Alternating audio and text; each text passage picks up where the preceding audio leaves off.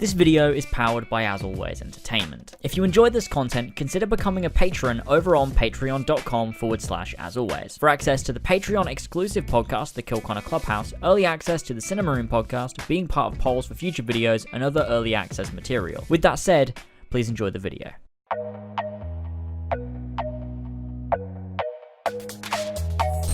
BioWare has always been a great studio. They still are a great studio. Despite this, you're for real, huh?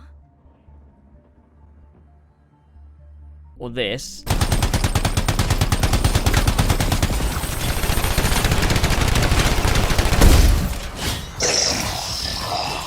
but it's not hard to hear another BioWare game is coming and not feel an impending sense of pure dread that another mangled version of something you love is going to be thrown up prematurely by BioWare because EA says so. And that's really the issue, isn't it? What happened to BioWare? EA happened. Got him before you there, didn't I? Stop writing that obnoxious comment, answering the title in a smart-ass reply. You know who you are. But then if EA is to blame for BioWare's failures and pitfalls, then what does that spell for the future of BioWare and its most precious titles? That's really what I wanted to discuss here. Before we start, I want to say thank you to our Patreon producers, King Richard III, Seth, Josh Devillier, and Ikraik. Thanks again, gamers. So BioWare was founded in 1995, but it wasn't until they were acquired by Electronic Arts that they made the games we remember the most fondly for. In 2003, they produced the critically acclaimed Knights of the Old Republic, the sequel to which was handed off to Obsidian Entertainment, the same studio that brought us Fallout New Vegas and the soon-to-be-released Outer Worlds. Knights of the Old Republic showed BioWare's mastery of creating living, breathing, role-playing games that allowed the player to traverse universes and worlds that feel real, with characters that all have different things to offer, with dialogue systems that are deep and expansive, allowing the player to truly have control, and a skill system that's deep and can be tailored to your playstyle, and all within the much beloved Star Wars universe, telling one of the greatest Star Wars stories to date. This really showed that BioWare knew what they were doing, and that they had a passion for creating truly memorable experiences. Later in 2007, we got the first entry into the Mass Effect franchise, proving BioWare wasn't a one-trick pony and could go further than they did before. Clearly using a lot of what BioWare learned from working on KOTOR, they decided to create their own entire universe with its own lore and history, races and characters. It was and still is a marvel of the industry and a franchise that I adore. In 2009 we got Dragon Age Origins, the first entry into another original IP from BioWare and another beloved franchise, this time tackling the medieval fantasy genre, which is the most common genre among role-playing games. Clearly they displayed they knew once again how to create these worlds from scratch and make the player feel immersed and involved with the characters and writing. This game again was critically acclaimed and loved by many. Following this in 2010 we saw the launch of the long-awaited sequel to Mass Effect in Mass Effect 2, taking everything they did with the first game, everything they learned, and pushing it to the next level. Mass Effect 2 is a sequel done right in every sense of the phrase. Mass Effect 2 pushed the characters further, the main story on, and evolved and adapted gameplay mechanics to make everything feel more modern. Mass Effect 2 is one of my all-time favourite games, from the narrative to the dialogue trees, characters and moments, and the overall feel of the game world. Mass Effect 2 solidifies for me that BioWare are more than capable of producing masterpieces. Now, I feel at this point we start to notice some differences. In 2011 we got Dragon Age 2, which, although not as highly praised as Origins, it was still seen as a great game in a great universe, and BioWare was still delivering. That being said, this decline could be due to the fact that they were turning out games every single year. Since 2007 with Mass Effect 1, they were running on that high of making great games that they loved whilst also being loved by the fans, and I think that's what made creating Dragon Age Origins and Mass Effect 2 so easy. They were loving what they were doing, but after this point it seems more as if EA wanted to push out these popular games, and so Dragon Age 2 and Mass Effect 3 suffered from this. Although people still love Dragon Age 2, and I personally love Mass Effect 3, myself and others can agree that these games are not on par with their previous installments, and I personally feel this is due to EA putting pressure on BioWare. We then saw the launch of the somewhat spiritual successor to Knights of the Old Republic in Star Wars The Old Republic.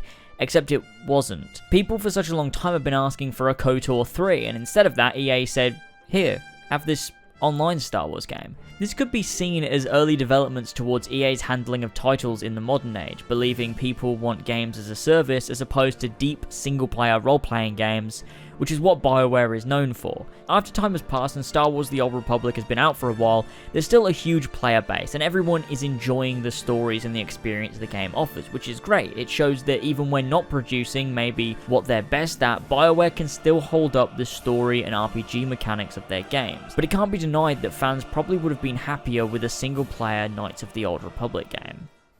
Moving on now, a few years after Mass Effect 3, in 2014 we got Dragon Age Inquisition, which people regarded as a very good game with a great story, characters, dialogue. It's a great RPG, but it can't be disputed that this game may have needed a while longer in development. It seems to me EA wanted to push out another Dragon Age game, and as a result, BioWare didn't have much time to work on it as they may have liked, resulting in some janky camera issues, control problems, and the odd immersion breaking glitch. And this brings us on to Andromeda. Mass Effect Andromeda was meant to be what Mass Effect 1 was supposed to be, making things far more open and less level-based, making everything feel systemic and expansive, allowing you to truly explore the galaxy with huge open worlds. Of course, Mass Effect 1 couldn't do this at the time with the constraints of the hardware. Instead, they created something I personally feel is better than what they set out to do, which is why they kept on at this style for 3 games. Making things more linear and level-based allowed for far better narrative storytelling, character moments, and level design, making everything feel tight and well-paced. The world felt detailed and interesting, and I feel Mass Effect really became something else from what the original design documents suggested they wanted to do. But the team for Andromeda thought, okay, let's do what this document says. And I think they got to a certain point in development where they realized, we're in over our heads, and this isn't possible. We need to strip back, start again, and figure this out. The issue is they had already announced the 2016 release date, and so the furthest they could push back was 2017. And they essentially lost all of their progress, and so were starting from scratch with the release just around the corner. If this had happened to a studio like CD Projekt Red, for example, they'd just decide, fuck it, we need to start again, give us another 6 years, sorry, gotta sort this game out. And I believe if BioWare had the choice, they'd have done exactly that, so would any development studio, but EA doesn't like that, and of course they don't. So because of EA not willing to give any more delays, and also willing to accept the bare minimum, we're left with Mass Effect Andromeda. This, coupled with EA's handling of Battlefront, leads us into Anthem. Now, I haven't played Anthem, and whoa, before you go shouting, you didn't even play the game, so you can't say anything. The reason I didn't play the game is simply because, well, for one, I don't like MMOs, so take that as you will, but also, I didn't want to pay into a system that I disagree with. The way that you buy Anthem and then also you have these overpriced microtransactions that EA have been using since Battlefront 1 and have subsequently made it into a lot of single-player games. The fact that EA seems to believe players prefer games as a service to deep, single-player, story-driven experiences. I don't want to pay to grind in a boring jungle with a shallow story as Iron Man. I want to pay to enjoy a rich BioWare world, whether that be the kingdoms of Thedas, the Milky Way star system, or their imagining of a galaxy far, far away. It feels as if BioWare has been put on a leash by EA, and what they really need is to be set free. Let BioWare work on a new Star Wars game. Let them revive Mass Effect. Allow them to properly imagine the 4th Dragon Age game, and give them all the time they need to do it. The issue here with the decline of BioWare isn't with BioWare, it's with EA. And given BioWare's long history, the love for their games from the fans, EA shouldn't worry. Let BioWare get on with it, let them craft masterpieces, and you can bet the less you get involved, the more profitable it's going to be for your company. But that's easier said than done. EA are a huge company these days. They're not the same Electronic Arts we remember from 2005. The company putting out absolute bangers left, right, and center. Now they're just EA, the video game conglomerate ruining our experience, all in the name of money. And that's a point. When you think of the names EA and Electronic Arts, does that sound like the same company to you? I know it is, but when I hear EA compared to Electronic Arts, it really makes me feel drastically different. Electronic Arts reminds me of some of the greatest games I've played. EA reminds me of FIFA and Anthem and this annoying chick. Give him a break. He needs to just enjoy the show. With every BioWare release being further and further away from what made them great to begin with, it's hard to wonder if they'll be lost too, like other EA studios. A while back, BioWare split into 3 parts. BioWare Edmonton, which is the original studio, the ones behind Dragon Age, Mass Effect, as well as Knights of the Old Republic. BioWare Austin, who's in charge of the Old Republic's upkeep and also lends a hand on other projects. Then we have BioWare Montreal, who started off in 2009 as no more than a mini studio linked to EA Quebec and helped out with the DLC DLC for Mass Effect and did other things for Edmonton's bigger project. This studio is also entirely responsible for Mass Effect Andromeda. Now, after Mass Effect Andromeda's release, BioWare Montreal was essentially thrown in the trash. They merged with EA Motive, also in Montreal, and worked together for the Star Wars Battlefront 2's campaign mode, and are currently supposedly hard at work on another Star Wars game. And so that studio is no more. Any future installments of Mass Effect will likely be dealt with by BioWare Edmonton rather than any spin-off studios. They aren't being given the same room to craft their games as they used to, and it's possible that rather than give them space, EA would rather shut them down. But I hope that's not the case.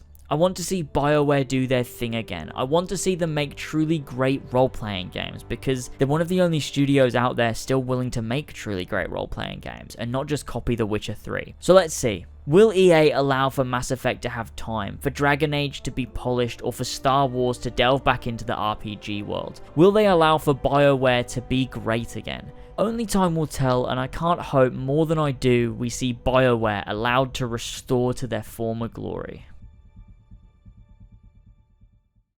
Thanks so much for watching, hope you enjoyed. Let me know your thoughts on BioWare and where they're headed and what you would like to see from them next. Don't forget to like and subscribe and support the channel, all my links are below. I have plenty more videos to offer, so be sure to check those out, there might be something you enjoy.